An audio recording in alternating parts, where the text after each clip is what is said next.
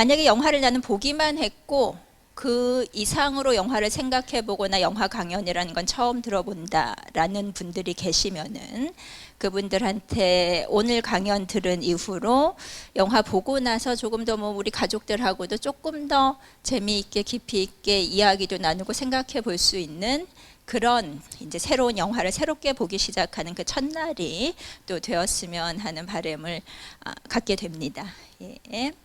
제목은 여기 있는 대로 뒤로 걷는 인생 앞에서 만나는 사랑, 영화 벤자민 버튼의 시간은 거꾸로 간다라는 영화에 대해서 제가 말씀을 드릴 텐데요. 혹시 이 영화 보신 분 계신가요? 좀 손 좀 들어주시겠어요? 꽤 많이 보셨어요. 그래서 준비되신 청중들께서 오셨네요. 준비되신 청중들께서 오셨는데 2008년에 만들어진 영화입니다. 그러니까 많이들 보셨으니까 뭐 쉽게 이해를 하실 수 있을 것 같아요. 그러니까 미국에서 만들어진 영화고 너무 아름다운 이야기이고 다들 아실 거예요. 제목이 왜 이런지 아실 것 같아요. 이제 영화들 많이 보셨으니까 노인의 몸으로 태어나서 그렇죠? 점점 젊어져서 나중에 갓난아기가 돼서 죽는 사람의 이야기죠. 그러니까 우리가 늙은 몸으로 죽는 것을 많이들 서러워하잖아요. 슬퍼하고 죽는 것도 서러운데 이렇게 늙고 병든 몸으로 끝을 내야 되나 그렇죠. 그래서 거꾸로 살아보면 다를까라는 생각으로 그런 상상력으로 이제 이야기를 사실은 원작 소설가가 있습니다. 소설가가 썼고 그게 다시 영화화가 된 이야기인데 그것에 대해서 이야기를 한번 나눠보려고 합니다. 근데 뭐 이게 지금 시민광장 제가 이거 학생들하고 수업도 하는데 수업할 때는 이렇게 뭐 소프트하게 뭐 멜랑멜랑한 이런 감정으로 수업을 하지만 뭐 상징이 뭐냐 다 읽어왔어 안 읽어왔어 이거밖에 못 읽어 뭐 이제 이런 정도 되게 드라이하게 이야기를 하는데 제가 이거 오늘은 딱히 영화 전공도 안 하시고 인문학 전공도 안 하시는 분들하고 이 영화를 이야기를 하는 건 포커스를 어디에다 둬야 될까 제가 조금 이제 고민을 했거든요. 그러니까 저도 항상 이렇게 학생들 대하는 것만 그러니까 어느 정도 이렇게 훈련된 읽기가 준비된 사람들하고만 상대를 하다가 어떻게 하는 게 좋을까. 그래서 저도 새로운 눈으로 보게 됐어요. 이 영화를. 그러니까 저게 이 영화에 대해서 논문도 썼고 이 영화 수업에서도 여러 번 가르쳤고 되게 드라이하게 가르치거든요. 아름답고 감정 이런 거 이야기할 시간이 없거든요. 빨리 얘네한테 숙제도 내야 되고 이걸로 시험도 봐야 되고 하기 때문에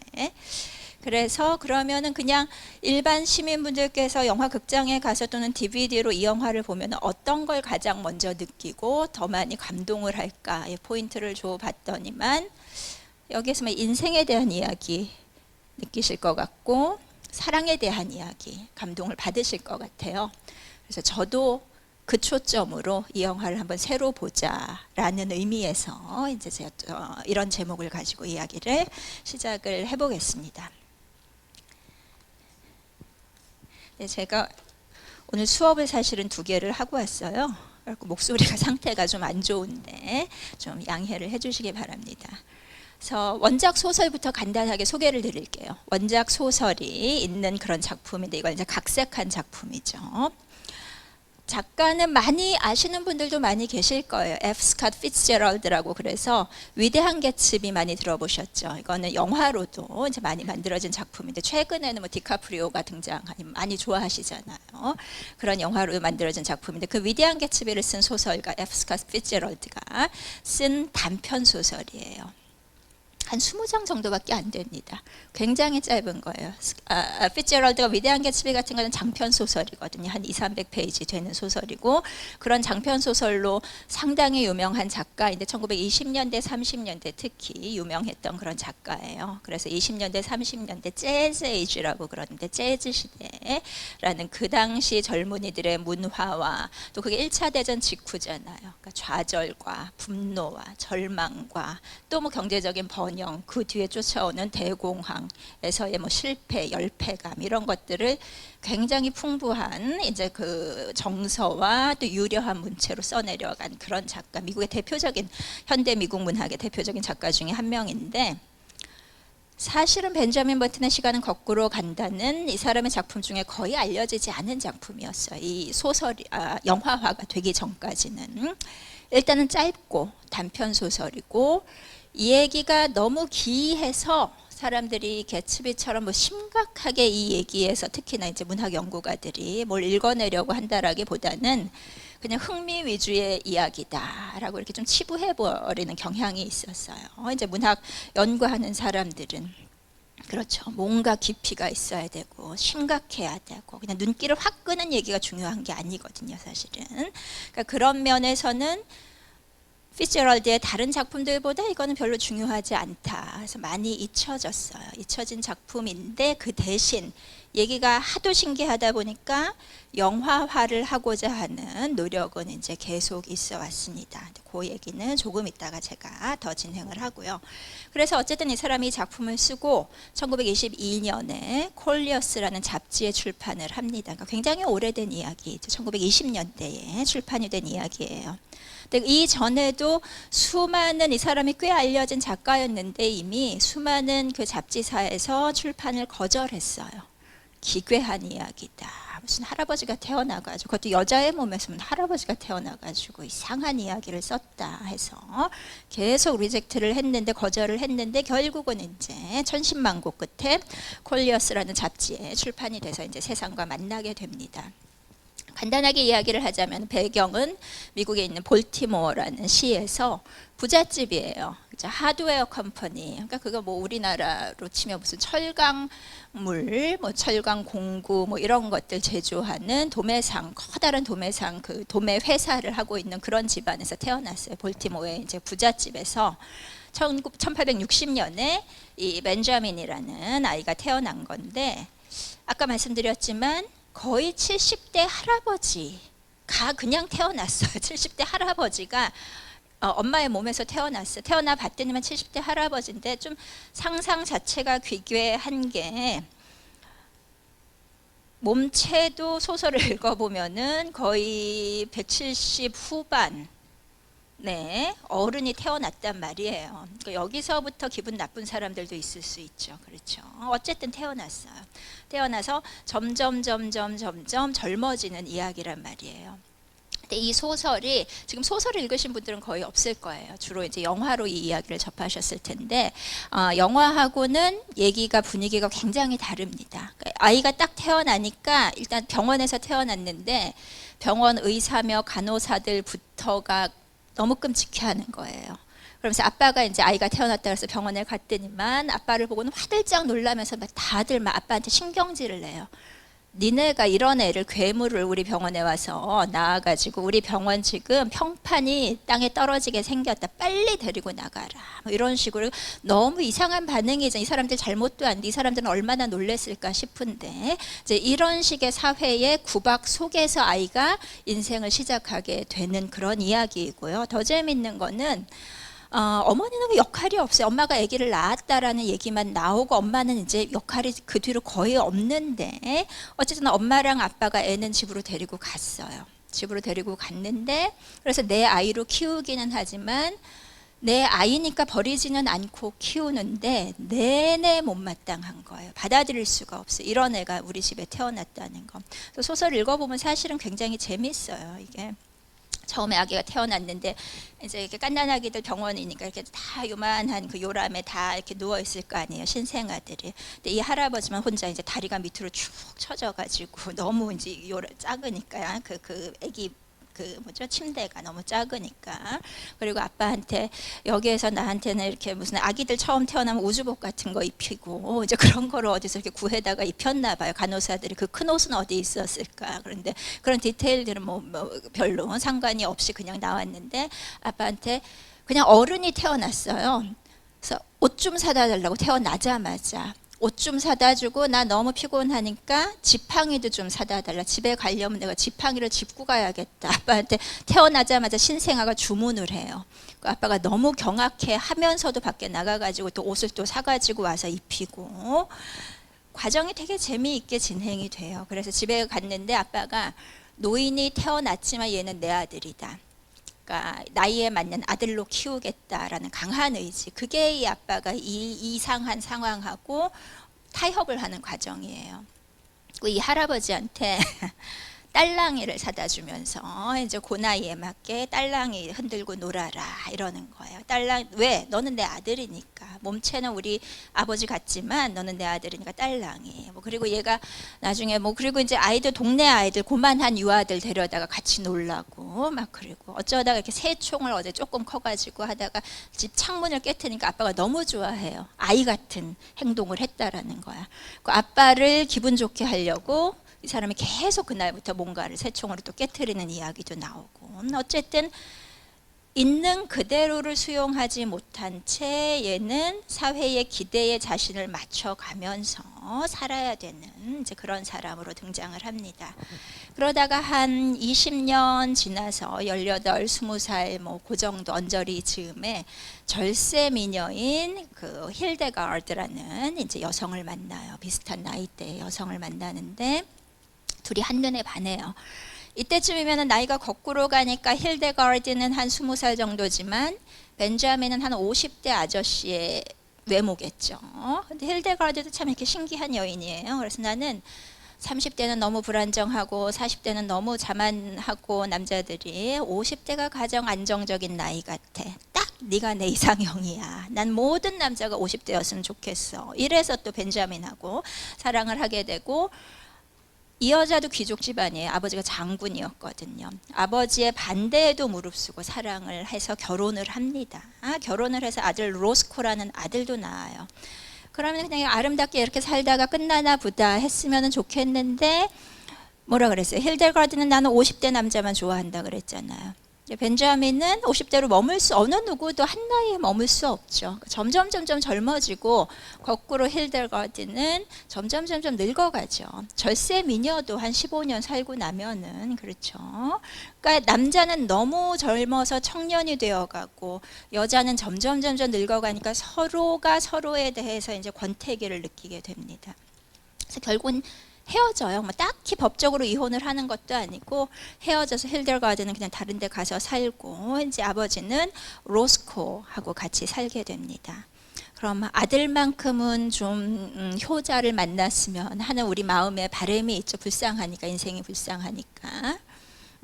로스코도 아버지를 받아들이지 않아요. 살기는 같이 사니까 그게 참 애매한 상황인 건데 내치지는 않아요. 이 사람들이 가족으로 옆에 두고 같이 살기는 하지만 내내 못마땅해요. 심지어 힐데가르드는 어느 한순간에 그래요. 나는 계속 늙어가고 이제 그 늙은 여자가 돼가고 있는데 너는 점점 청년이 돼가고 있을 거 아니에요. 그러니까 좀 그만 좀 해라 이래요. 남자한테. 마치 이게 이 사람이 어떻게 통제할 수 있는 상황인 것인 마냥, 마치 우리가 지금 뭐 어떻게든 젊어 보이려고 뭐 성형수술도 하고 뭐도 하고 하는 것인 마냥 이 사람은 이걸 어떻게 자기가 이렇게 제어할 수 없는 상황인데 사실은 모두가 알매도 불구하고 계속 벤자민한테 짜증을 내고 나중에 아들 로스코도 마찬가지예요. 나중에 되면 로스코는 성인인데 자기 아들도 낳고 그랬는데 아빠는 점점 자기 애처럼 자기 아들처럼 점점 젊어질 거 아니에요. 끝가는 데 없이. 그러니까 로스코가 아빠한테 좀 그만 좀 해라.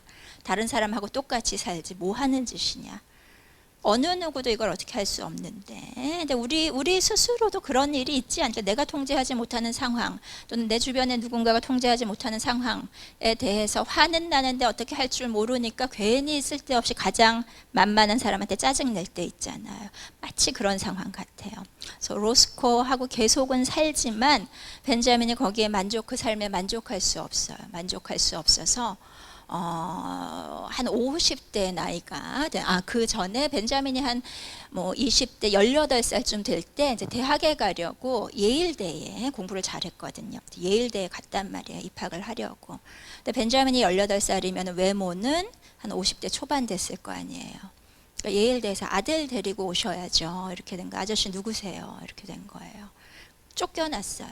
그냥 쫓겨나는 게 아니라 사람들이 미치광이 남자가 자기가 18살이래 이러면서 막 쫓아다니면서 마치 피리 부는 사나이처럼. 그리고 이 사람이 너무 끔찍한 트라우마를 겪고 예일대에 이제 완전 저주를 퍼부으면서 쫓겨난 적이 있거든요. 거꾸로 인생이 확 지나가서 벤자민이 이제 한 18살의 모습이 되었을 때 실제 나이는 50대 초반이 됐겠죠. 그때 로스코랑 같이 이제 살고 있죠. 로스코의 아들 같은 모양새로 살고 있을 때 집을 떠나기 위해서 하버드에 갔어요. 그러니까 예일에서 나를 이렇게 물을 먹였지, 근데 하버드에 가버린다고 하버드에 입학했어요. 처음에는 재밌게 잘하고 거기에서 뭐 아는 게 많으니까 뭐 풋볼 팀에 들어가서 뭐 주장으로 막 잘 활동을 했는데 이 사람은 점점 어려지잖아요. 그러니까 해가 그리고 지금 50대 초중반 되면은 뭐 여기 경험하신 선생님들도 계시겠지만 뭐 저도 그런데 제 기억도 점점 낮아지고 그렇죠. 그러니까 처음 1학년 때는 굉장히 훌륭한 학생이었고 풋볼 선수였는데 점점 이게 이제 약해진단 말이에요. 그러니까 친구들도 받아들여주지 않고 그래갖고는 별 볼 일 없는 학생으로 결국 졸업은 했어요. 하버드를 졸업했는데 딱히 하버드 졸업할 때쯤이면 더 어려졌을 거 아니에요. 한 18, 15 정도 됐을 거 아니에요. 나중에 친구들이 그래 너는 저기 어디 국민학교나 다시 가봐라. 뭐 초등학교겠죠. 이제 이런 사람으로 점점 나중에는 이 사람이 아들이 계속 그 상황에 대해서 구박을 하니까 군대도 가요. 왜냐하면 젊었던 시절에 군대에 가서 또 혁혁한 공을 세운 전력이 있었거든요. 어른의 모습이었을 때. 그러니까 내가 지금 훈장을 받은 사람인데 지금 1차 대전이 이제 벌어졌을 때 군대에 간단 말이에요. 그랬더니 군인들이 다 뭐라 그래. 웃기죠. 아빠 데리고 와. 군인 병정놀이 하려고 왔니? 이런단 말이에요. 그래서 로스코한테 연락이 가니까 로스코가 또 짜증을 내면서 여기저기 민폐를 끼치고 다닌다고 아빠를 또 데리러 왔어요.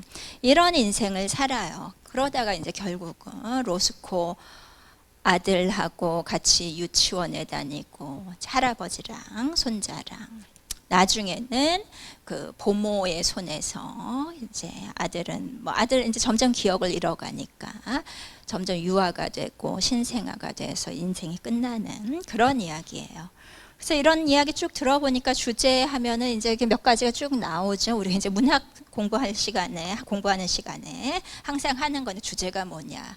당연히 사회의 관용 굉장히 큰 주제겠죠. 사회에서 벤자민을 있는 그대로 받아들여주면은 그 누구 하나라도 이 사람의 삶이 조금은 위안을 받을 수 있었을 텐데 어느 누구도 자기 혈육들 어느 누구도 받아들여지지 않아요. 등장인물은 그리고 이 네 사람이 거의 다예요. 이야기가 굉장히 짧기 때문에 이 정도 사람들 다 혈육인데 어느 누구도 자기 와이프랑 혈육인데 어느 누구도 이 사람을 있는 그대로 받아들여주지 않아서 굉장히 쓸쓸하게 인생이 끝나는 이야기. 이 사람들이 왜 안 받아들여줄까? 너 때문에 우리 집안 평판이 지금 다른 사람들 눈에 땅으로 떨어졌다 이거거든요. 사회 어떤 개인을 바라보는 눈에 대해서 이제 생각하게끔 하는 이야기. 그리고 삶의 이상성이 뭐 이상적인 게 아니라 이상한 거. 삶에 분명히 이런 이상한 것들이 등장할 수가 있는데 그때 우리는 어떻게 반응을 하게 될 것인가를 한번 생각해 보게 하죠. 이런 사람이 실제로 우리 옆에 태어나면 나는 어떻게 반응할 것인가. 이런 이야기 아니면 생각해 볼 여유가 없겠죠. 기회도 없을 테고. 그런 거 생각해 보게 하고 당연히 인생에 대해서 성찰. 인생은 무엇일까?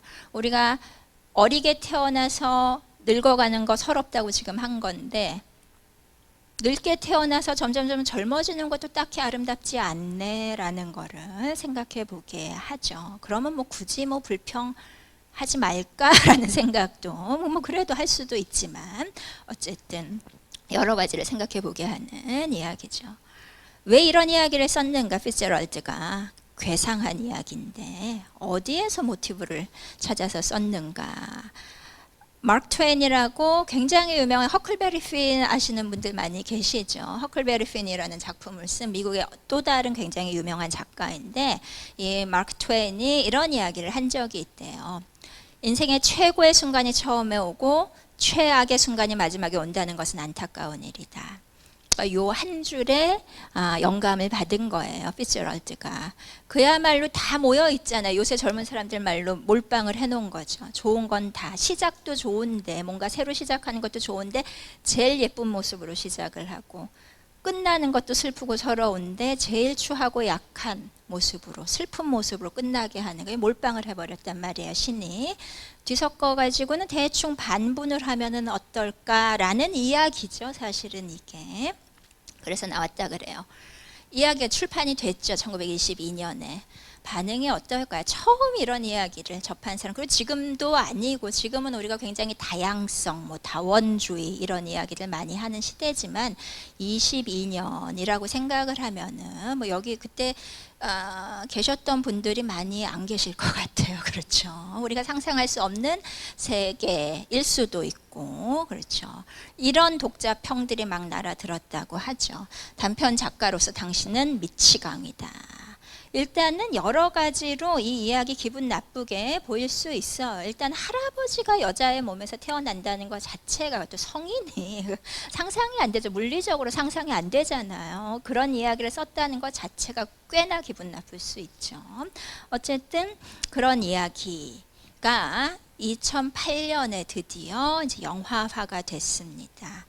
데이비드 핀처라는 감독에 의해서. 데이비드 핀처는 영화 좋아하시는 분들은 아실 수도 있어요. 가장 최근에 소셜 네트워크라는 영화, 뭐 젊은 분들은 많이 보셨을 것 같고, 패닉 룸이라는 영화도 만들고, 파이트 클럽, 여기도 브래드 핏 나온 걸로 제가 알고 있고, 세븐 이런 영화, 조금 뭐 90년대 2000년대 초반 지나가신 분들은 그런 것도 기억하실 테고, 독특한 이야기를 많이 만든 감독이에요.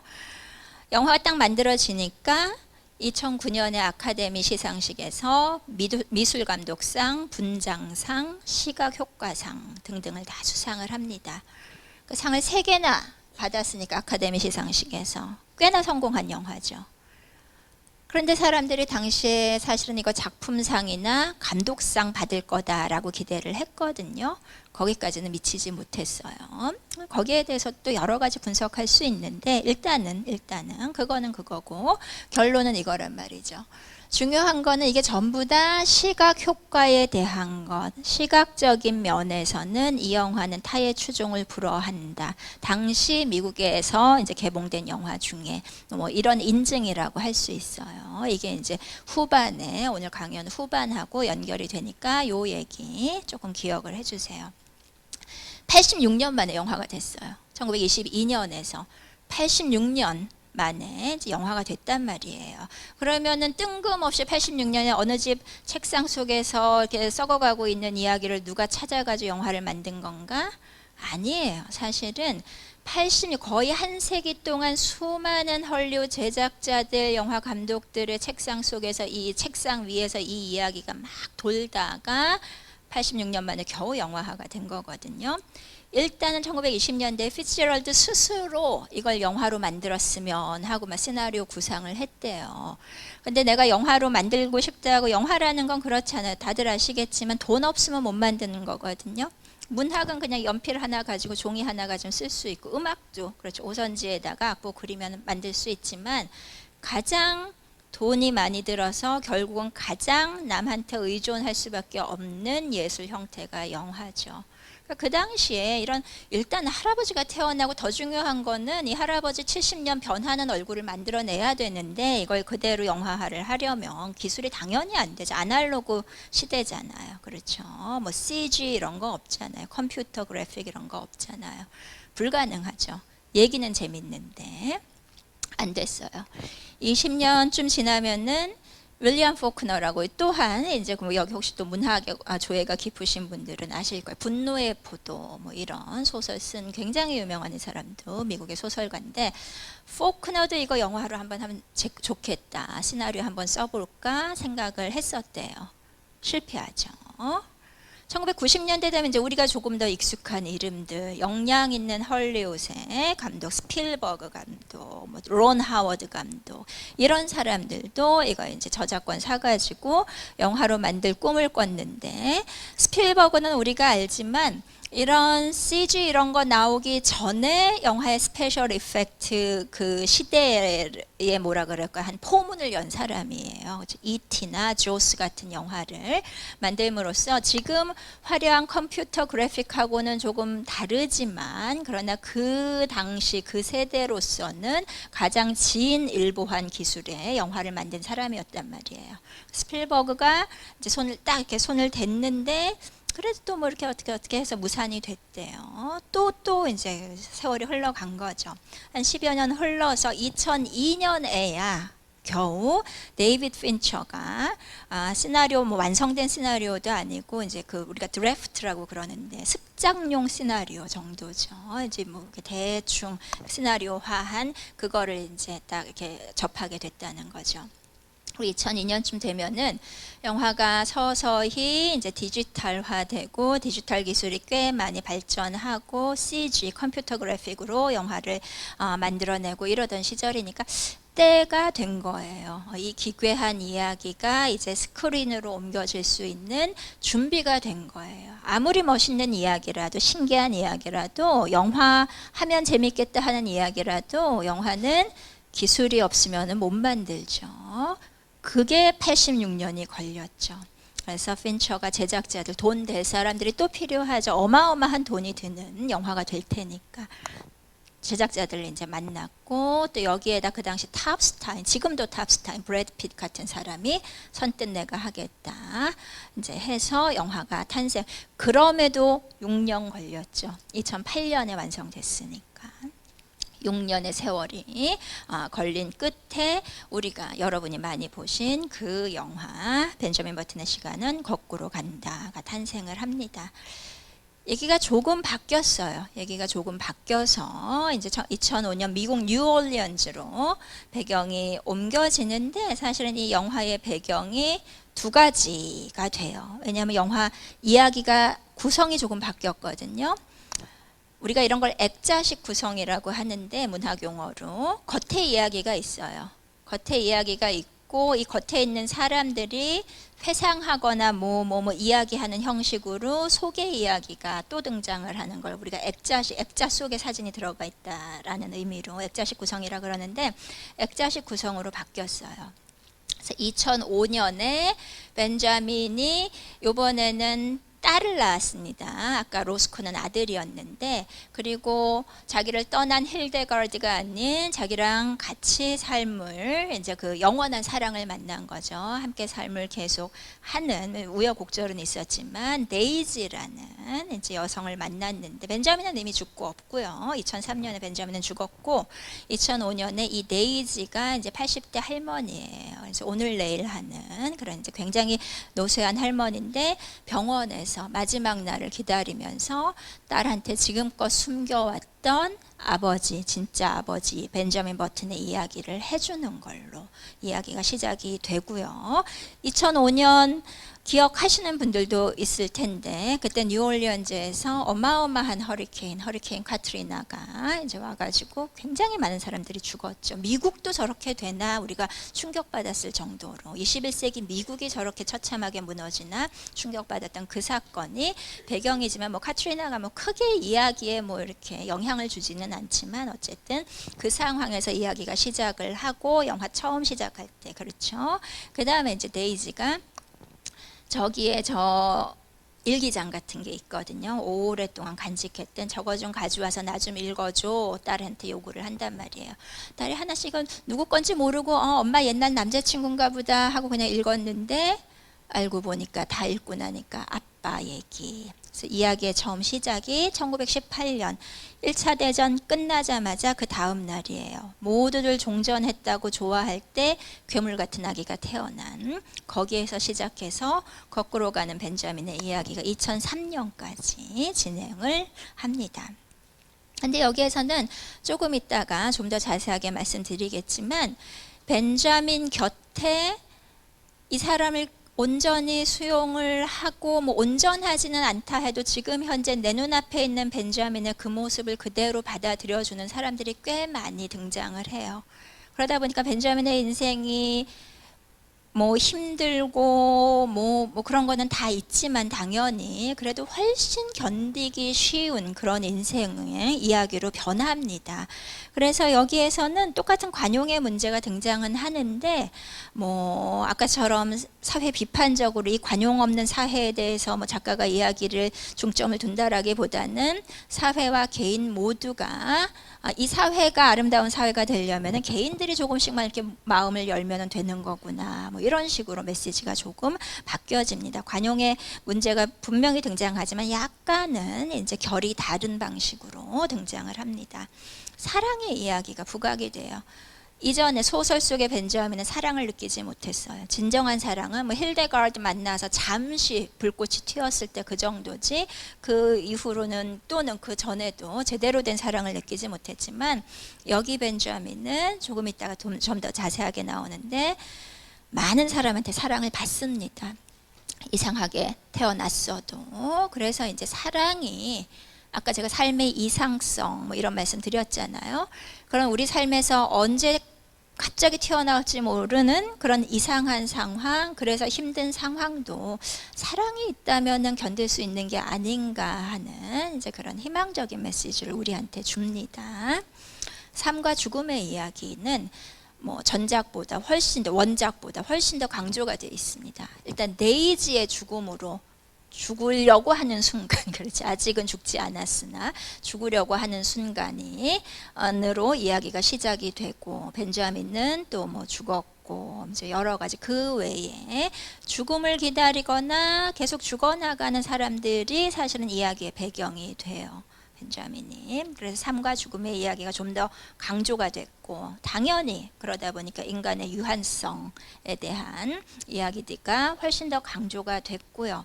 여기까지는 영화 보시는 분들이 대부분 읽어내세요. 지금 대부분의 이제 여기 영화 보셨던 선생님들이 그렇게 생각을 하셨을 거예요. 여기까지는 이런 얘기구나. 근데 제가 여기다 하나 더하고 싶은 주제가, 이 영화는 영화란 무엇인가, 영화 자체, 영화 매체로서의 영화란 무엇인가 라는 이야기. 여기 뭐 사랑하고 연결하자면은 영화라는 매체 자체에 대한 사랑도 굉장히 잘 드러나는 영화 같다라고 생각을 하는데, 이거는 아마 이제 저처럼 또는 김혜원 선생님처럼 영화 연구하는 사람들 눈에만 이렇게 일단은 더 잘 띄지 않을까 싶어요. 영화 연구를 안 하시는 분들한테는 잘 안 띌 수 있어요. 그래서 제가 오늘 한번 소개를 해드릴게요. 그런 이야기를. 주요 등장인물, 이제 영화의 등장인물이에요. 아까는 4명 위주로 돌아간다 그랬잖아요. 배경인물이라 봤자 몇 명 없거든요. 근데 여기는 굉장히 많아져. 이게 주요 등장인물 뿐인데도 이렇게 많아졌어요. 일단은 토마스 아버지 로저 버튼이 아니라 토마스 버튼이 됐고요. 회사도, 이 사람도 부자예요. 이 사람도 부자인데 이제 이름에 맞게 버튼 회사를 운영하는, 124년째 버튼 회사를 운영하는 집안 아들로 태어나서, 외동아들로 태어나서 이제 벤저민 버튼을 낳은 아버지죠. 엄마가 한 1분 정도 등장을 해요. 소설에서는 엄마 이름도 없고 엄마가 사실은 등장을 안 해요. 이렇게 대놓고 등장은 안 해요. 그냥 엄마는 아기를 낳았다 정도지. 여기에는 엄마가 아기를 낳자마자 죽어요. 그래서 그 죽는 그 병원의 그 침대에서 엄마가 굉장히 중요한 말을 한마디 아빠한테 남깁니다. 내 아이가 세상에서 자리를 찾게 해달라. 그렇죠? 왜? 괴물을 낳았거든요. 분명히 모든 사람들이 박해를 할 것 같아, 탄압을 할 것 같아.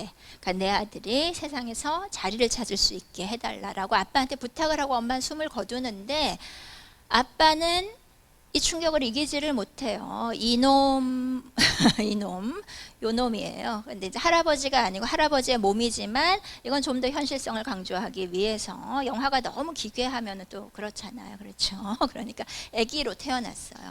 그러니까 요놈 때문에 내 아름다운 그 아내도 죽고, 일단은 우리 집안에 이런 기괴한 아이가 태어난 거, 할아버지의 몸으로 태어난 것도 받아들일 수 없고, 엄마가 그렇게 유언을 남겼음에도 불구하고 아빠가 아기를 병원에서 강보에 쌓인 아기를 그대로 데리고 가서 막 거리로 뛰쳐나갑니다. 사람들은 막 전쟁 끝났다고 환호하고 있는 그 거리를 막 방황을 하다가 아기를 갖다 버려요. 그러니까 그 소설보다 어떻게 보면 좀 더 잔인하죠. 거기는 그래도 구박은 하면서 평생 데리고는 살았는데 혈육들이 아빠가 그냥 갖다 버립니다. 갖다 버린 게 이 퀸이라는 흑인 여인이 운영하는 요양소예요. 그러니까 다 병든 이제 나이 든 할머니 할아버지들이 마지막을 보내고 있는 그 요양소 계단에 아기를 갖다 버리고는 아빠가 떠나버리거든요. 거기서 얼어 죽을 판인데 너무나 사랑이 풍부한 모성이 풍부한 여인이에요. 퀸이가 아이를 받아들입니다. 귀한 생명이다. 그리고 더 중요한 게 이게 요양원이다 보니까 자 이런 아이가 태어났어요 하고 여기처럼 아이를 소개했더니만 여기 할머니 할아버지들이 전부 다 처음엔 깜짝 놀라다가 어머 이거 옛날에 우리 남편 닮았는데 뭐 이러면서 할아버지잖아요. 그렇죠. 그냥 받아들여요. 자기들의 일원으로. 그래서 아이가 자리를 찾았죠. 사회에서, 세상에서. 글쎄, 굉장히 모순적으로 아빠가 자리를 찾아준 것 같기도 하고, 어떻게 보면은. 그래서 여기에서 자라납니다, 벤자민이. 자라나면서 이제 이 모습에서 이런 모습으로 점점 또 더 어린 모습으로 이제 이렇게 성장을 하는 건데, 이때 이 요양원에 자기 할머니가 이제 요양원에 사셔서 요양원을 찾아왔다가 벤자민을 만나게 되는 아름다운 데이지, 이거보다 훨씬 어린 나이에 소녀가 이제 벤자민을 처음 만나게 되거든요. 그래서 이 데이지를 만나서 굉장히 많은 우여곡절을 겪다가 결국은 사랑을 하고, 데이지랑 결혼해서 낳은 딸이 요 딸 캐롤라인. 자, 벤자민이 자기 엄마의 이름을 그대로 갖다 붙였어요. 캐롤라인. 그리고 이 캐롤라인하고 데이지가 이제 마지막까지 2005년까지 사는 그런 이야기죠. 그럼 이게 전부인가? 그렇죠? 이거는 그 가족 위주로 이제 그 벤자민의 관계를 그린 건데, 이 사람들이 다가 아니에요. 벤자민에게는 퀸이도 있고 데이지도 있지만 더 중요하게는 그 삶에 굉장히 그 오래된 85년 정도를 사는 걸로 나오거든요. 많은 친구들을 만나는데 이들이 모두 벤자민의 삶에 뭐랄까요? 어떤 풍요를 더해주는 사람들, 사랑을 더해주는 사람들이라고 할 수가 있어요. 일단은 이 사람부터 볼게요. 미스터 오티라는 사람이에요. 이 요양원에 자기 친구 만나러 온 사람인데 피그미족이에요. 이 사람 피그미족 어떤 사람들인지 아시죠? 아프리카 원주민인데 굉장히 몸이 작잖아요. 그렇죠? 근데 이 당시 미국에서는 이런 사람들이 이상성이죠. 그야말로 삶의 이상성을 가진 사람들이 갈 데가 많지 않아요. 어떤 데로 주로 간다고 아세요? 서커스단 이런데. 이 사람은 서커스단의 일원이었지만 전 세상을 그러니까 다 돌아다니면서 많은 드넓은 세상을 봤죠. 그 세상에 대해서 벤자민한테 이제 이야기를 해주고 이제 호련히 떠나는 오티라는 사람이 있고, 벤자민이 한 20살 정도 됐을 때, 그러면은 뭐 몸 한 요 정도의 몸 한 뭐 60대에서 50대 사이에 외양을 가졌을 때 답답한 거예요. 이 삶이 답답해서 세상을 진짜로 보고, 20살짜리 청년들이 그렇잖아. 세상을 보고 싶어해서 만난 사람이 요 사람 캡틴 마이크 선장, 고깃배를 이제 운영하는 선장인데, 이 사람 배에 선원으로 참여를 합니다. 근데 처음에는 이 사람도 웃겼어요. 이렇게 할아버지가 무슨 선원을 하겠다고 했는데, 그럼에도 벤자민이 하고 싶다니까 받아들여줬어요. 오케이, 응? 뭐 당신이 건강하다면, 당신이 건강을 책임질 수 있다면 같이 갑시다.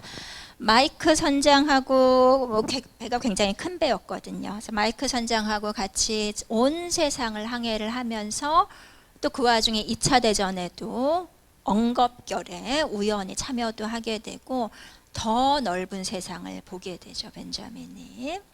그러면서 어느 날 2차 대전 즈음에, 2차 대전의 한가운데 이 이제 마이크 선장의 배가 러시아에 잠시 정박을 한 때가 있었는데, 기간은 어느 정도인지 모르겠어요. 꽤 되는 시간인 것 같아요. 뭐 한두 달 됐을까요? 정확히 모르지만 다 상상으로 남기는 건데, 거기에서 영국의 귀족 스파이 얘 와이프, 아내인 엘리자베스 에봇이라는 여인을 만납니다. 같은 호텔에 머무는 거예요. 근데 이 사람들은 남편의 이제 신분을 속인 그냥 뭐 영국의 무슨 뭐 상공회의소 뭐 소장 뭐 이런 정도의 이름을 가지고 있지만 사실은 스파이고, 그러니까 스파이 일을 하려니까 와이프를 남겨두고 아내를 남겨두고 항상 이제 밖에 나가 있겠죠, 남편이. 그 사이에 벤자민이 처음에는 밤에 호텔 로비에서 같이 그냥 차를 끓여 마시고 외로운 사람 둘이 이러다가 사랑이 싹 터요. 그 최초로 벤자민이 키스도 하고 이제 제대로 된 그야말로 첫사랑이죠. 첫사랑을 나누게 되는 여인, 엘리자베스 에버시라는 여인, 중년의 여인이에요. 이 여인을 만나는데 오래 갈 수는 없어요. 왜냐하면은 이제 2차 대전 전쟁 중이니까 남편이 다른 곳으로 발령을 나서 이제 그 어쩔 수 없이 뭐 작별 인사도 하지 못하고 메모지 하나, 나 떠나야 됩니다, 벤자민 행복했어요, 이러고는 이 여자는 떠난단 말이에요. 어쨌든 엘리자베스를 만남으로써 벤자민이 사랑이 무엇인가, 제대로 된 이성 간의 사랑을 느꼈죠. 사실은 그 전에 데이지를 어린아이, 둘 다 어린아이였을 때 만나기는 했는데, 그때 뭐 벤자민이 한 10살, 데이지가 한 67살 이 정도기 때문에 벤자민은 할아버지의 몸이잖아요. 그렇죠?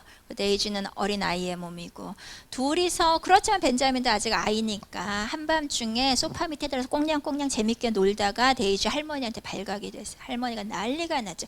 그 전까지는 벤자민을 잘 받아들여주던 할머니가 내 손녀하고 네가 그 몸을 가지고 내 손녀를 감히, 이러면서 대노하셔가지고 벤자민이 크게 실망하고 슬퍼하는 경험이 있거든요.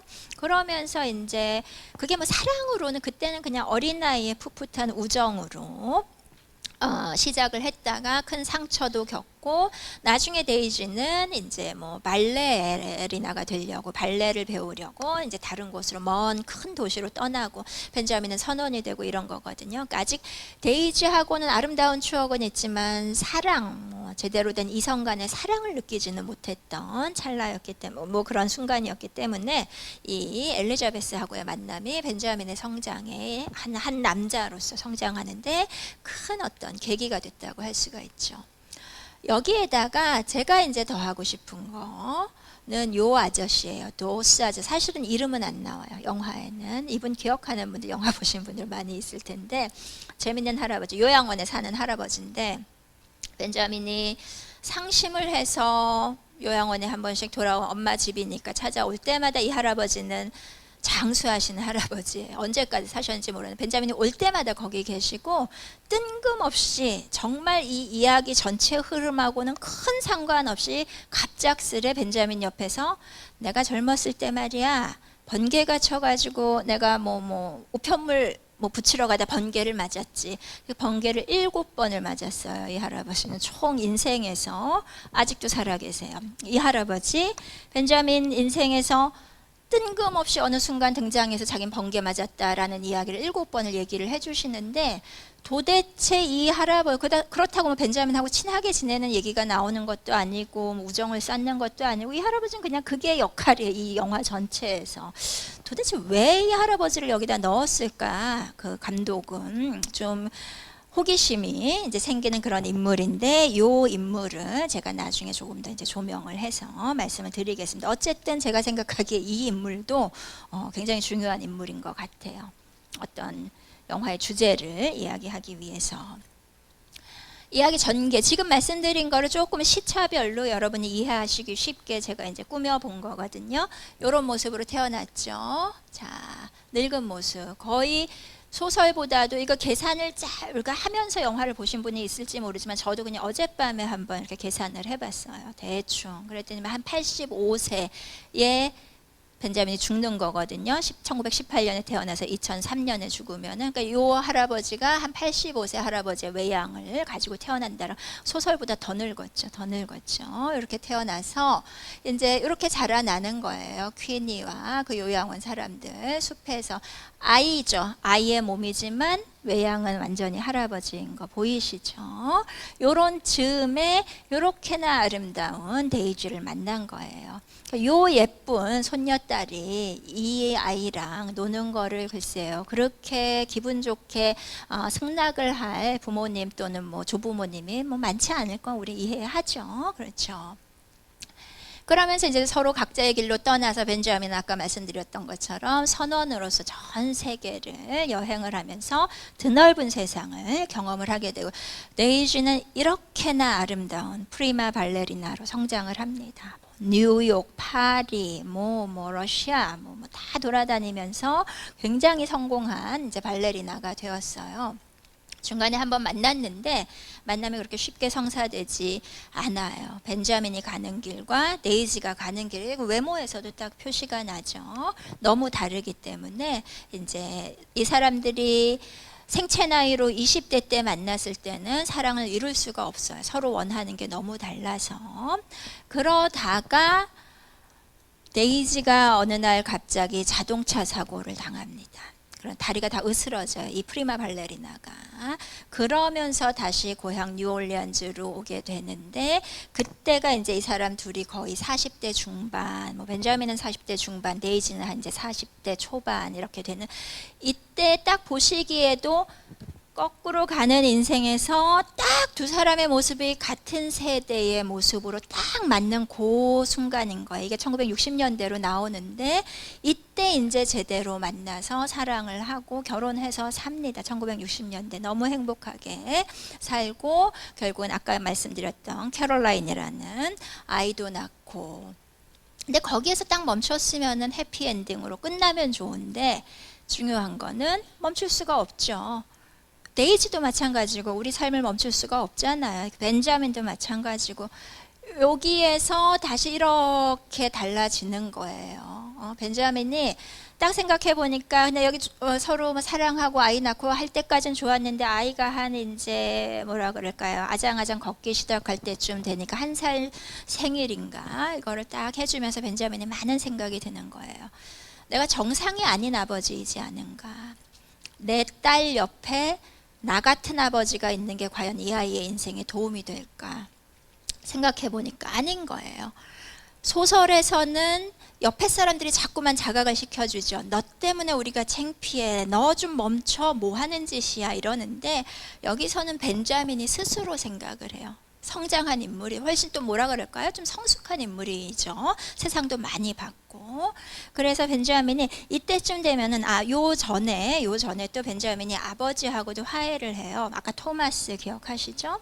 아버지가 아이는 버려서 나쁜 아버지 같은데, 버려놓고는 그 절절한 부성을 어쩌지 못해서 아이의 성장을 쭉 지켜봐요. 뒤에서 몰래 숨어서 아이가 선원이 되는 것도 보고, 첫 술 마시는 술도 아빠가 사줘요. 아버지라고 밝히지 않고, 내가 그냥 여기 지나가다가 너 봤는데 우리 술 한번 같이 마실래? 이래가지고 벤자민이 거의 한 20살인가 그때쯤 됐을 때 아버지가 첫 술도 아들하고 이제 대작을 하고,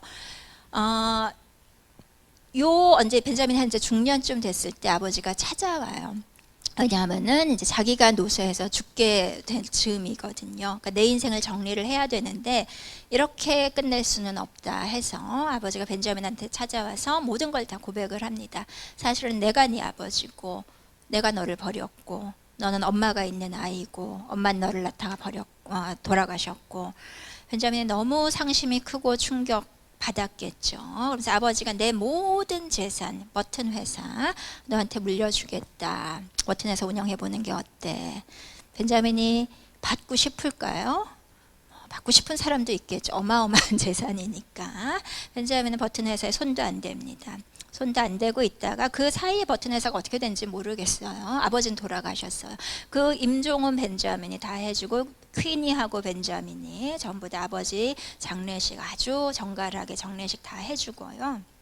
그렇지만 벤자민은 그 버튼 회사 물려받지 않고, 요때쯤 돼서 이제 버튼 회사의 존재가 다시 드러나는데, 그 버튼 회사 다 정리해서 자기 딸이 이제 1살쯤 됐을 때 데이지하고 캐롤라인한테 다 물려줘요. 현금화해서 얘네가 평생 먹고 살 수 있게, 내 딸이 정상적으로, 나 같은 아버지가 있으면 정상으로 못 살아.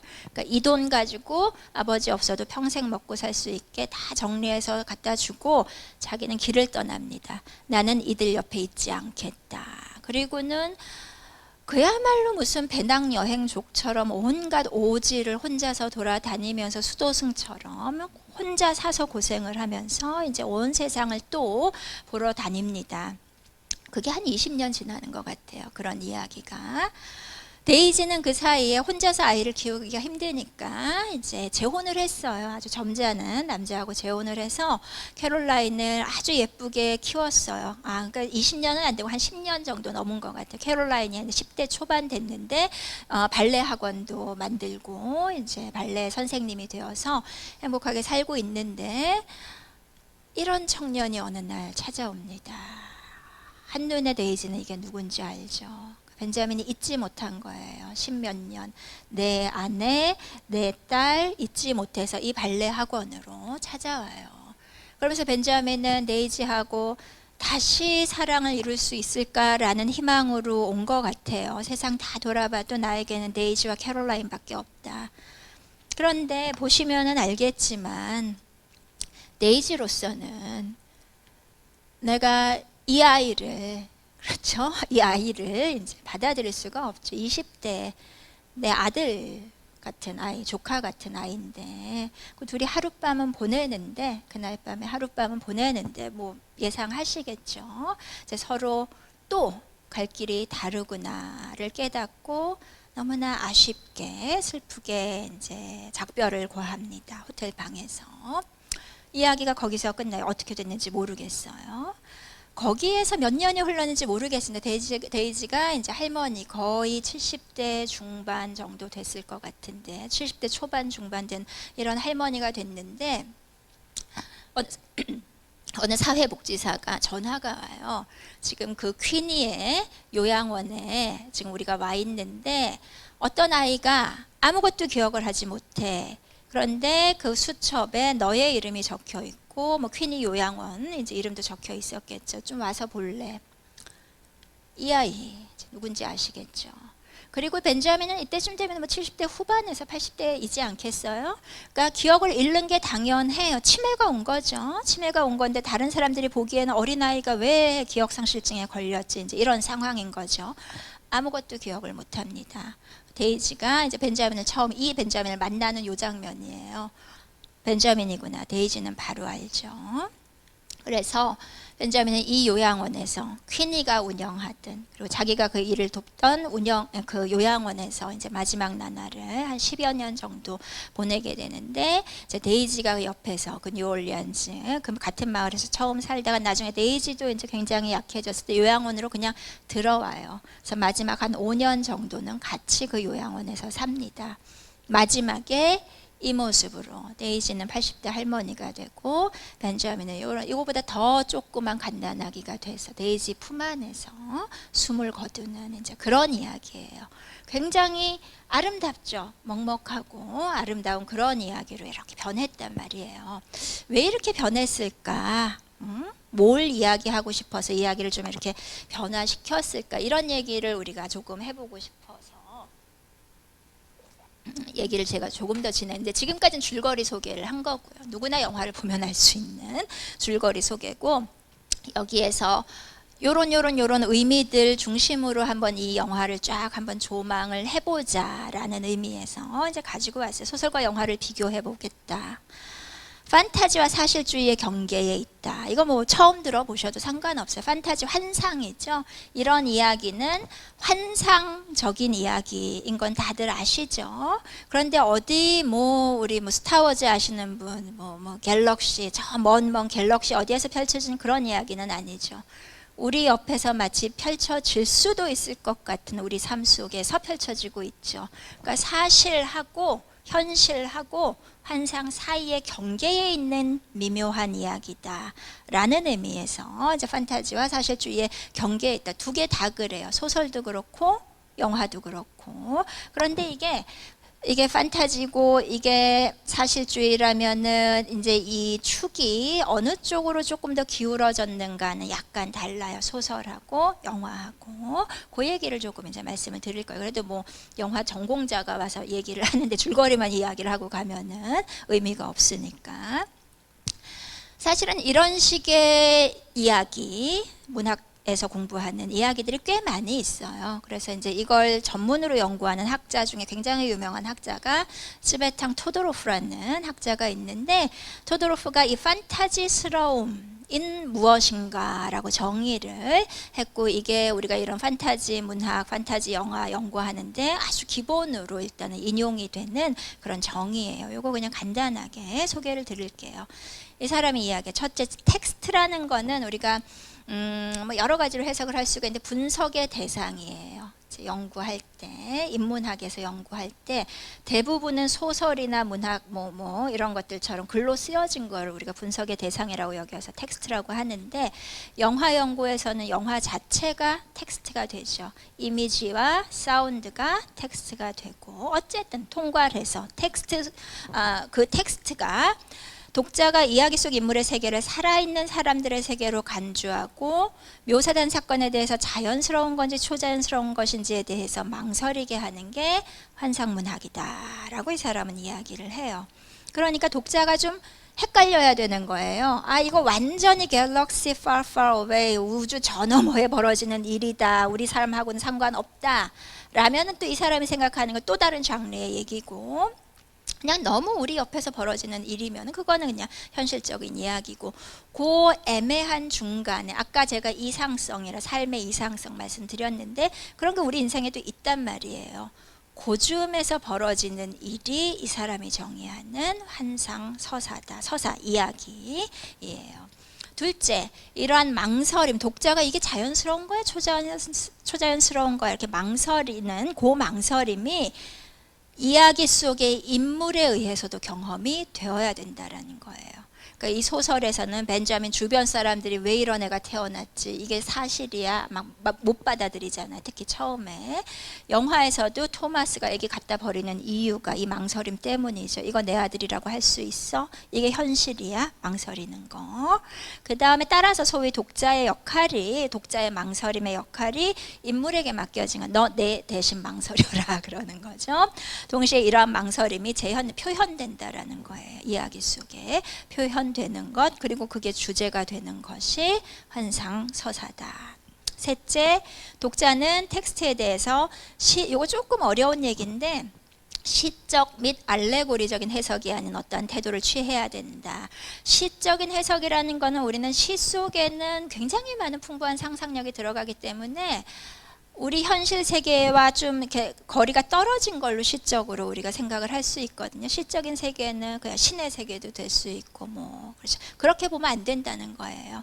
나의 삶 속에서 이상한 일이 벌어지는 걸로 봐야 된다는 그 얘기예요. 알레고리도 여러분 가장 쉽게 생각하실 수 있는 거는 동물의 우화 같은 거 알레고리라 그러거든요. 뭔가 하면은 다른 이야기를 빗대서 지금 우리의 이야기를 이렇게 넌지시 이제 이야기하는 걸 알레고리라고, 우화. 동물의 왕국을 빗대 가지고 한국 우리나라 사회의 정치를 막 비판하고 이런 얘기 있잖아요. 그렇죠?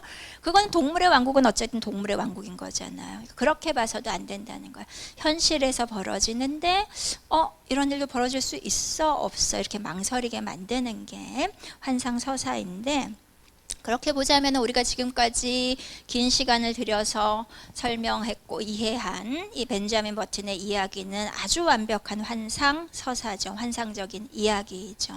소설도 그렇고 영화도 그렇고. 약간 아까 말씀드린 것처럼 축이 좀 이게 이렇게 뭐라 그럴까요? 그래프가 있다면은 축이 약간은 이제 다른 곳에 위치해 있어요. 어떤 거는 판타지 쪽으로 더 가고 어떤 거는 사실주의 쪽으로 조금 더 가고, 이제 그 말씀을 간단하게 드릴게요. 이야기 전개하는 게 그 소설은 그냥 3인칭 벤자민이라는 아이가 태어났다, 그냥 아주 객관적으로 이렇게 그리고 있어요. 3인칭 시점인데, 아까 말씀드린 것처럼 이거는 액자식 구성이라 그랬잖아요. 우리가 다 알고 있는 허리케인 카트리나 실제 있었던 일을 배경으로 해서 그 안에 1차 대전 끝나는 날에 태어난 벤자민의 이야기. 왜 이렇게 굳이 복잡한 단계를 거쳐서 이야기를 전개하나? 왜? 그 속에 들어간 이야기가 너무 신기하니까 우리를 망설이게 하잖아요. 이거 사실이야 아니야. 그러니까 이런 망설이게 하는 어려운 얘기는 겉에다가 하나 이렇게 좀 우리가 좀 더 친근한 뭐라 그럴까요? 이렇게 테두리를 씌우면은 조금 더 이해하기가 쉬울 수 있다. 옛날 얘기니까 그럴 수도 있겠지. 뭐 이렇게 이해할 수 있다는 거예요. 뭐 옛날에는 옛날 옛적에 뭐 할머니 할아버지들이 우리한테 이야기해 주실 때 그럼 그 옛날에는 호랑이도 담배를 폈을 것 같고 그렇죠. 그런 구조가 된다라는 거죠. 여기에다가 더해서 비슷하게 이 이야기를 환상적인 이야기이지만 우리한테 조금 더 그럼직하게 이해할 수 있도록 해주는 또 하나의 장치가 있는데 이건 이제 갸또씨 이야기. 갸또라는 거는 불어로 케이크라는 의미래요. 케이크씨가 이제 이름인데 이 사람은 누군가 하면은 아까 네이지 아시죠? 벤자민의 아내. 벤자민의 아내가 자기의 아버지, 굉장히 옛날 얘기겠죠? 자기의 아버지한테 들은 얘기, 갸또씨 이야기를 해주는데 이게 영화의 처음에 등장을 합니다. 우리 아빠가 이런 얘기를 했었지 하고 딸 캐롤라인한테 해주는데 갸또씨는 어떤 사람인가 하면은 남부에 언젠지 모르겠어요. 데이지 아버지가 젊었던 시절이니까 훨씬 더 옛날 얘기겠죠? 미국 남부에 이제 그 어느 마을에 시계공이에요. 시계 만드는 장인. 눈이 멀었어요. 그런데 눈이 멀었는데 시계를 굉장히 잘 만들어요. 그래서 시계만 열심히 만드는데 이 사람은 결혼해서 아들이 한 명이 있어요. 1차 대전이 벌어진 거예요. 아들이 1차 대전에 갔어요. 외동아들인데 죽었어요. 전사했어요. 너무 상심이 크죠. 갸또씨가 한 게 거꾸로 가는 시계를 만들었어요. 그렇죠? 거꾸로 아니네. 이렇게 가야 되겠죠. 이렇게 가는데 시계는 거꾸로 돌아가는 시계를 만들어서 이거를 그 마을의 기차역에 한가운데 저렇게 저 시계처럼 다 걸어 놓습니다. 기차역이라는 곳은 어떤 곳이에요? 뭐 굉장히 많은 사람들이 오가지만 특히 전쟁 시에는 군인들이 귀환하는 곳이잖아요. 그러니까 내 죽은 아들이 시계를 거꾸로 돌리면은 도로 살아서 이 기차역으로 돌아오지 않을까라는 소망을 담아서 거꾸로 가는 시계를 갸또씨가 만들었지. 그 시계를 보러 굉장히 많은 사람들이 그 기차역에 왔다. 이제 이 장면을 제가 조금 이따 영화 후반부에 이제 보여드릴 겁니다. 왜 이런 이야기가 환상하고 중요해? 거꾸로 가는 시계도 있던 시절에 대한 이야기다라고 생각을 하면은 뭐 그럴 수도 있겠지라는 생각을 우리가 하고 이 얘기를 받아들이게 된다는 거예요. 그냥 갑자기 어느 날 우리가 내일 일어나 봤더니만 어제 이형숙이라는 사람이 이상한 괴물이 태어난 이야기를 했는데 진짜로 우리 이모네 집에 괴물이 태어났다 이러면 너무 충격적이잖아요. 그렇지만 거꾸로 가는 시계도 있던 그 옛날에 뭐 이런 일도 있었을 수 있겠지라고 우리의 마음의 준비를 아마 시키는 게 아닌가 제가 이제 그렇게 생각을 하게 돼요. 갸또씨 이야기가 있어서 훨씬 더 우리가 이 이상한 괴물처럼 태어난 사람의 이야기를 조금 더 이렇게 쉽게 받아들일 수 있는 마음의 준비를 시킨다라는 거죠. 탄생은 1860년 노인, 아까 말씀드렸지만 거의 170이 넘는 노인의 몸으로 그냥 확 태어났는데 이상하잖아요. 상상도 하기 싫잖아요. 그러니까 조금 더 죄송합니다.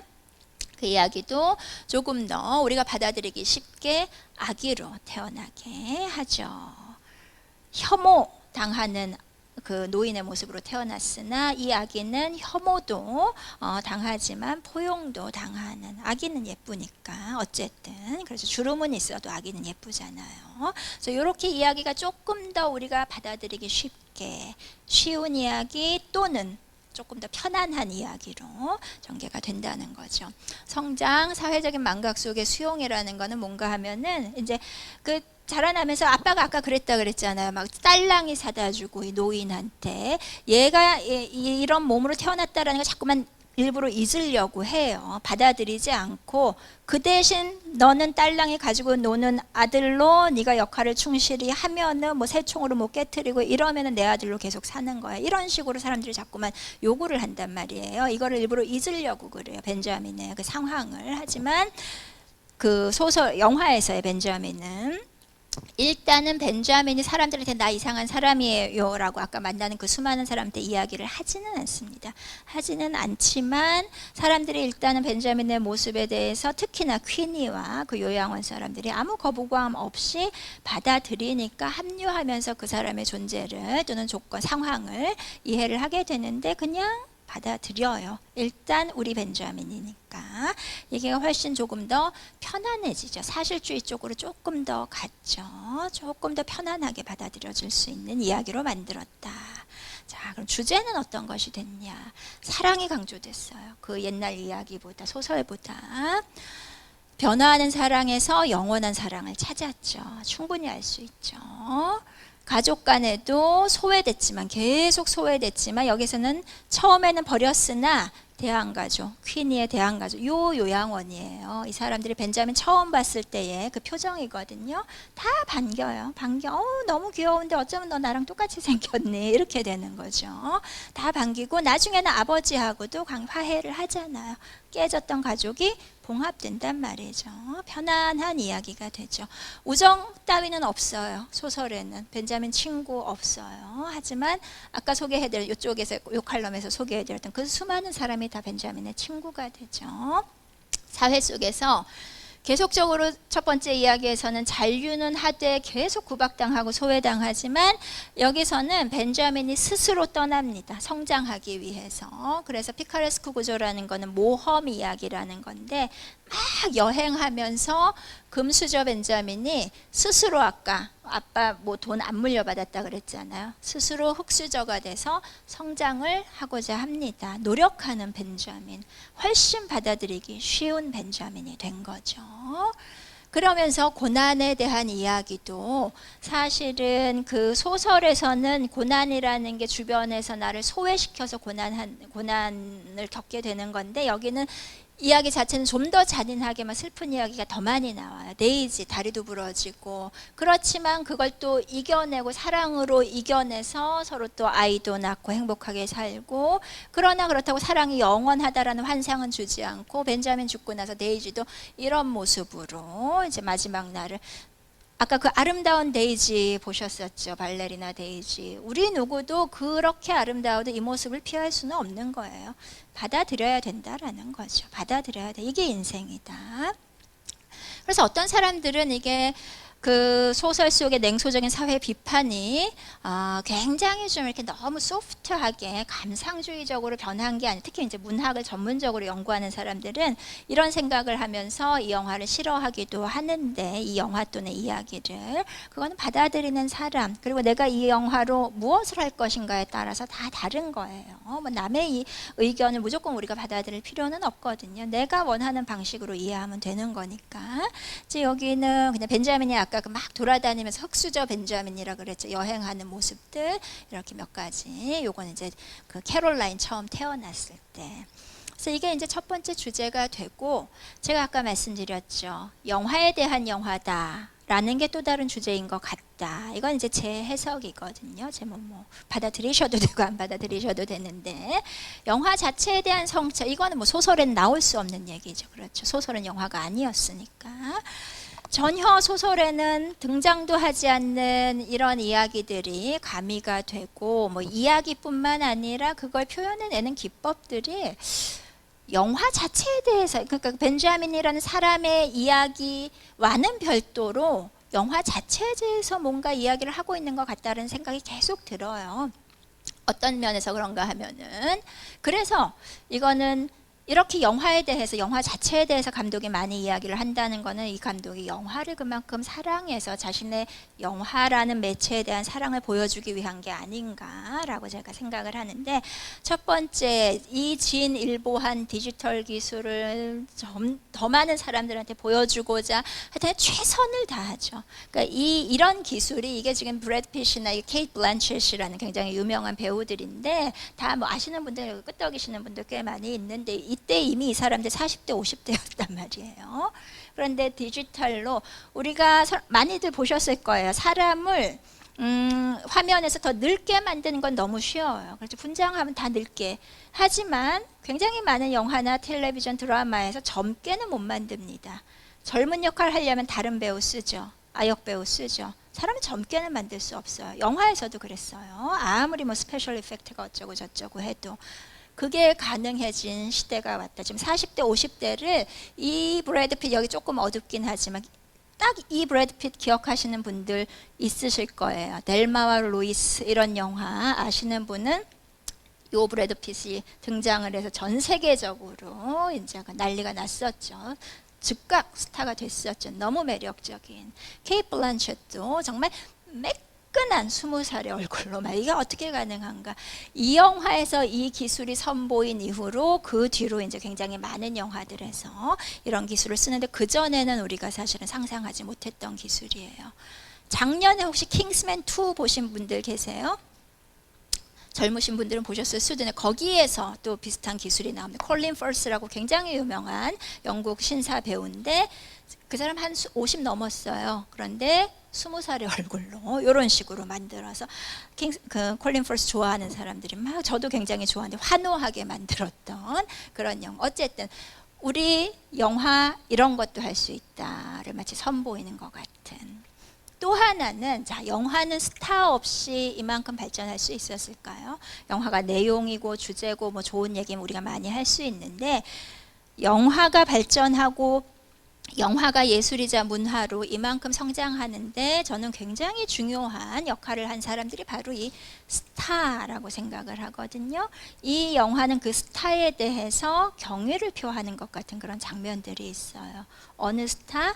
브래드 핏이죠. 브래드 핏은 뭐 이때쯤이면 전 세계에 그렇죠. 그 역사적으로 이미 기록에 남는 그런 스타들이 있잖아요. 영화 역사, 100년 역사에 우리가 몇몇 꼽는 그런 반열에 오른 사람이죠. 근데 점점 또 늙어가는 브래드 핏이잖아요. 델마 루이스의 그 20대 청년으로 나왔던 요 브래드 핏은 이미 스타도 어쩔 수 없죠. 아무리 천문학적인 재산을 가진 스타도 젊어질 수는 없어요.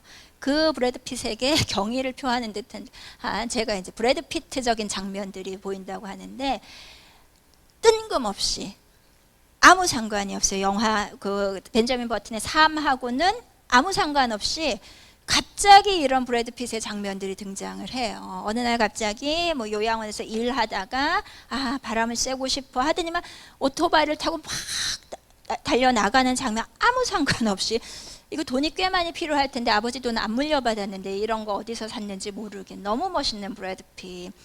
바람 쐬고 싶어 하면서 이렇게 요트 타고 있는데 뜬금없이 그런데 이건 무슨 완전히 무슨 광고에 나오는 브래드 핏. 이게 우리가 기대하는 영원히 기억하고 싶은 브래드 핏 아니겠어요?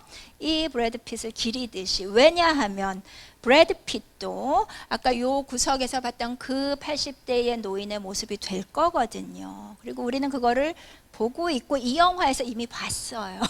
아직 등장하지 않은 브래드 핏의 미래 인생을 우리는 이미 봤어요.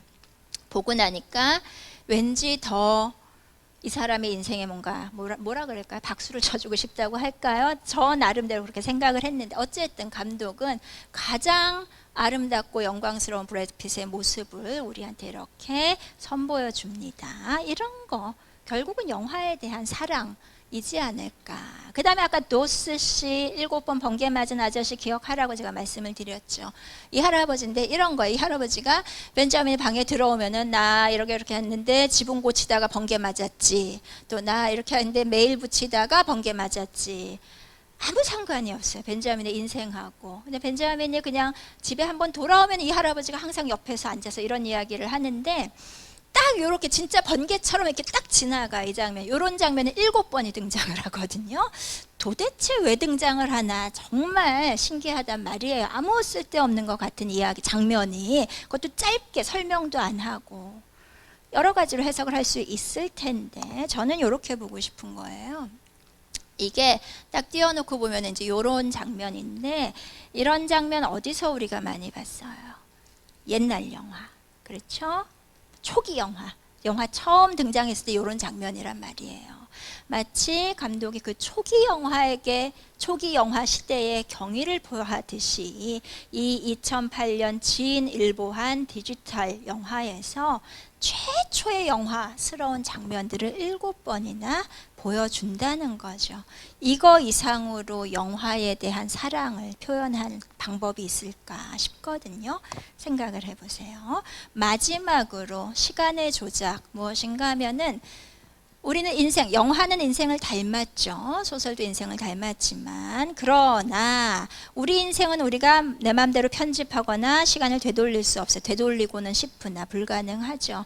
영화는 가능하단 말이에요. 왜? 우리 인생을 인위적으로 기록해가지고 기계에다 돌리는 게 영화니까. 그렇죠. 이 영화는 그 시간의 조작을 자, 네가 돌리고 싶은 그 인생 내가 돌려줄게 하듯이 기술적으로 보여줍니다. 뒤로 가는, 영화 전체가 뒤로 가는 영화이기도 하지만, 뒤로 가는 이야기이기도 하지만 거기에 더 나아가서 실제로 뒤로 가는 장면들을 보여주고 있어요. 우리가 이랬으면, 그래서 제가 what if라는 거는 만약에 이랬다면 하는 거거든요. 우리 그런 얘기 많이 하잖아요. 만약에 이랬으면. 그러나 인생에서는 그렇게 되감을 수 없어요. 우리의 소망을 실현시켜 주듯이 이 영화가 자, 나는 해줄 수 있어 하듯이 돌려주는 장면이 있는데, 그래서 이 영화는 결국 우리 삶과 이제 영화를 동시에 성찰하게 만드는 그런 영화다. 마지막 영상이 굉장히 아름답죠. 영화 자체도 매우 아름답습니다. 그러니까 이 늦 가을에 여러분들 좋은 사람들 만나셔서 좋은 사랑도 많이 나누시고 좋은 영화도 많이 보시기 바랍니다. 감사합니다.